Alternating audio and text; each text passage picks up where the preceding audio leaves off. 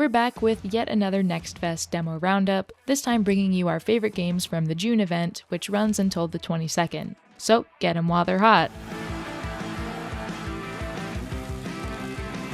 And we're starting off strong with TANUKI Pawn Summer, a small open-world BMX delivery game where you play as a Tanuki named Pawn. You've got 1 month to clean up the Tanuki shrine and make it sparkle for a big festival, which means you need to get a job.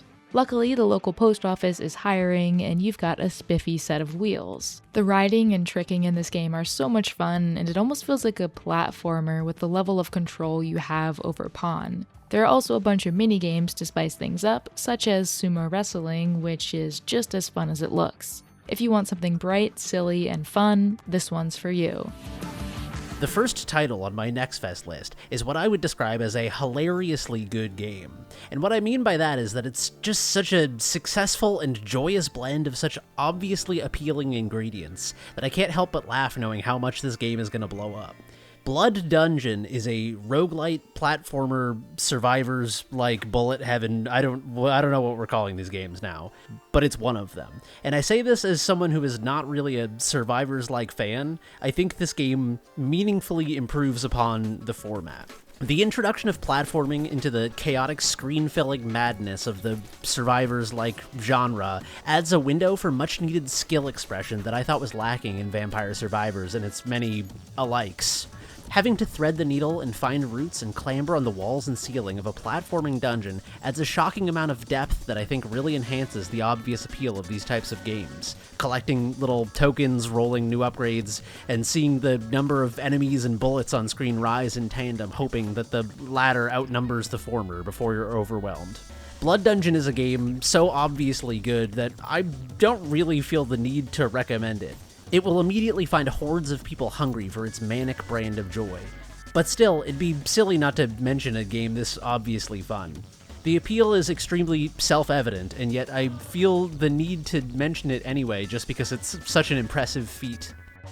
Truck-kun is supporting me from another world is a chaotic action driving game similar to Crazy Taxi, Simpsons Hit and Run, or even Die Hard with a Vengeance on PS1. It has an anime-inspired setup where an otaku office worker gets hit by a delivery truck and is isekai'd into the world of a fantasy RPG, and your job as the driver is to run over pedestrians and isekai them into the RPG so your office lady turned elf knight can auto-battle them for enough XP to defeat the Skeleton King and return home. It's got visual novel cutscenes and a cute tutorial to set up the story, then you're let loose in the city on arcade runs to fulfill objectives and smash everything. I love its bright chibi art style, which reminds me of Katamari Damacy, and most importantly, the driving and drifting around is very fun. You can crash into most objects, including side-swapping cop cars, who will chase you as your heat level increases. I already love what I've played, and I'm excited for the full game releasing on Steam and Xbox on July 29th.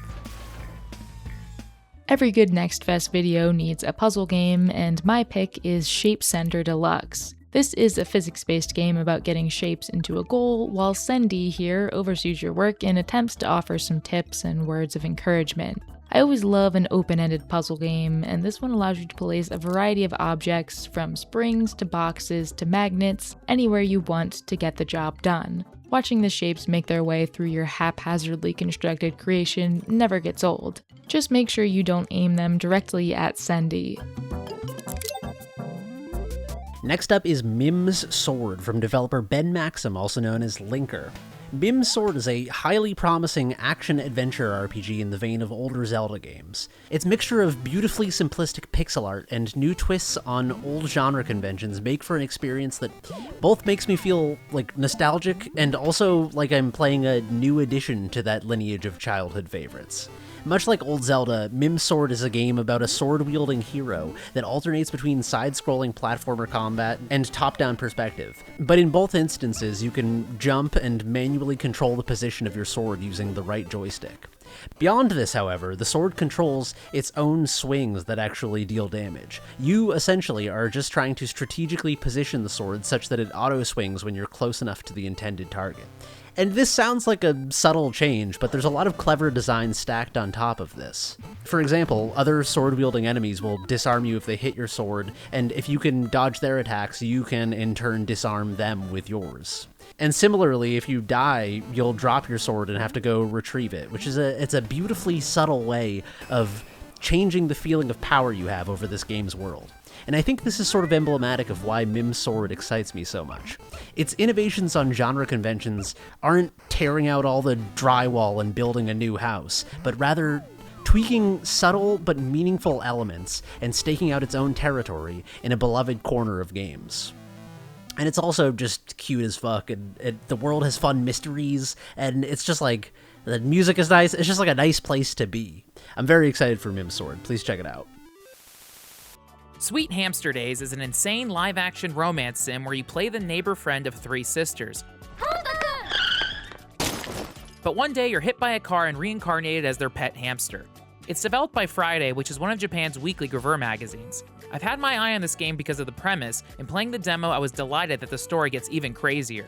After you're reborn as their pet hamster, you're hit by a car a second time, which serves as a tutorial for showing how you can go back in time to change your choices. And that's important because your story choices dictates how you find your true love. These time action charts are standard for all these POV dating sims, but I love how they contextualize it here. The demo lets you go down 3 routes of each of the sisters, but I didn't want to play all of it for fear of spoilers. But I'm definitely on board from when the full game is out, hopefully later this year. It's full of fan service, pat-pats, and surprising sci-fi time travel.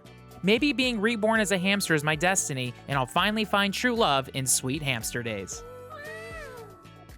And finally, Penguin Colony has the distinction of being the least video-gamey video game on my Next Fest list. And despite my love of more traditionally game-inspired games, I mean this as extremely high praise.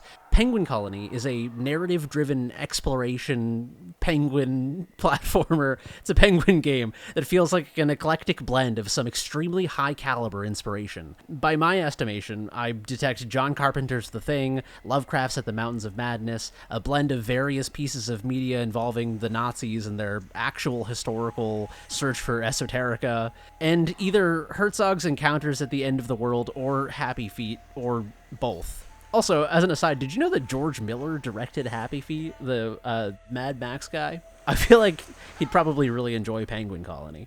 Anyway, Penguin Colony is a game where you bobble and slide around as a penguin that often handles like a drifting car in the most delightful way imaginable. When I awoke, my eyes adjusted. As various voiceovers regale you with haunting bits of narrative seed planting around what appears to be a Nazi mission to Antarctica for their project of Aryan myth-making. There also seems to be a really fascinating anti-colonial angle to this plot that complicates things, and I would expect no less from Origami Digital of Umurangi Generation fame. Penguin Colony immediately moved its way to the top tier of my most anticipated list as soon as I realized the full scope of its subject matter, and I can't wait to see what cosmic horrors await beneath the ice.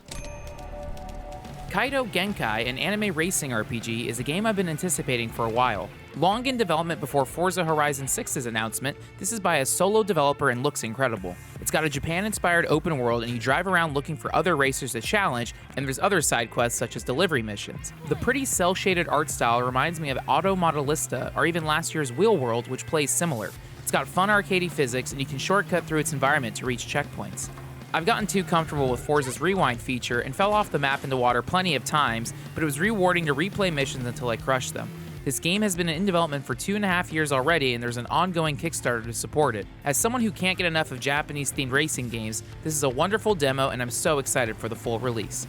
Be sure to wishlist and consider supporting Kaido Genkai on Kickstarter.